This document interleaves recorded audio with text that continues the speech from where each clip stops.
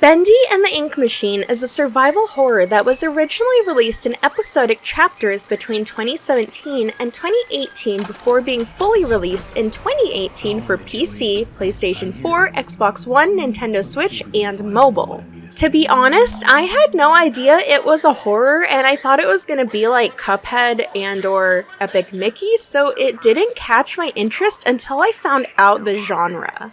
You play as a man named Henry Stein who used to work for a studio that created cartoons of a fictional cartoon character named Bendy. He left the company years ago and gets a letter from an old colleague to visit the studio. When he arrives, he's greeted by an empty and messy looking workplace. While searching for his friend, he learns about the Ink Machine, which seems to be the cause of paranormal events. Bendy, as a cartoon character, is known as the Dancing Demon. Despite being a demon, he's shown to be friendly and whimsical in his cartoons. There are two other prominent cartoon characters, Boris the Wolf and Alice Angel. All three of these characters have big roles in the story and appear throughout the game. There are other characters, the studio staff, that make appearances at certain parts of the story. The beginning starts very slow and casual. You might think it's going to be another walking simulator, but each chapter ups the action and gameplay mechanics. There are a variety of styles you will play in: puzzle, stealth, fetch quests, minigames, battles, etc. It can be overwhelming, and the puzzles stumped me from the beginning, so I used a walkthrough. I can't really say anything about the puzzles since I used a guide, but yeah. There are enemies lurking that show up in certain segments. You have the Watchers, the generic enemy of the game with some variety, creepy versions of characters from the cartoons, and a demon that seems to be based on Bendy, or maybe it's the other way around. You will have to either fight your way through the enemies or run and hide to avoid getting taken down.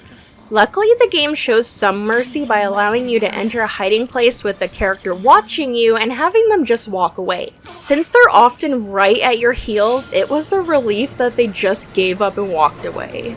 Ink plays a major role in the game and can spawn enemies or be useful to you in making usable items as solution to puzzles. The entire atmosphere of the game is based on old cartoons from the 1930s to the 1940s. There are old-timey gadgets, and all of the cartoons are made in that style. There are some enemies that are deformed versions of the cute cartoon characters and are pretty horrifying. It becomes very creepy very quickly, even from the beginning. There are audio logs lying around a la BioShock that explain more of the story, and it gets more disturbing the further you go. It's very interesting to listen to and gives all of the characters involved plenty of depth. Each chapter changes up the gameplay for the most part, and it surprised me to see all the changes that came about. I really wasn't expecting so much from this game. Despite being 5 chapters long and being able to be beaten in a day, it had plenty of content and it didn't feel too short to me. I loved the atmosphere, the story, the characters, just everything. Again, I wasn't expecting much from this game and it blew my expectations. I really liked Alice Angel's cartoon design the most. There weren't many things I disliked about the game, but I had issues with the boss at the end of chapter 4. I kept dying at first, but I eventually learned a pattern and managed to beat him. I was debating rage quitting the game at this point though. I also had issues with some of the stealth sections, specifically getting caught and having to start over, but that might be due to my impatience. Luckily, anything that I collected before I died carried over when I respawned though.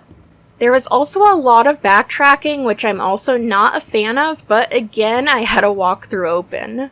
Overall, I'm very glad that I played this game, and there was so much creativity and love put into it. It's not perfect, but very much worth the play. If you're anything like me, you'll probably need a walkthrough open. There are a lot of collectibles and Easter eggs hidden throughout that will warrant multiple playthroughs of certain chapters at the very least. It's creepy, scary, intense, emotional, funny in some parts, and not boring at all. I am definitely going to be playing the other games in this series and probably getting more into the lore as well. Thank you for watching the video. Leave a like if you liked it, subscribe if you want to see more content, leave a comment if you've played this game, what your initial thoughts were. Who's your favorite character? Quincy just shook his head and the collar jingled. Thank you to my patrons on Patreon. Makes me so happy that people want to support me. I also have a Redbubble and a demo for my game, Shards of the Heart, available. So check those out if you want, and thank you for watching.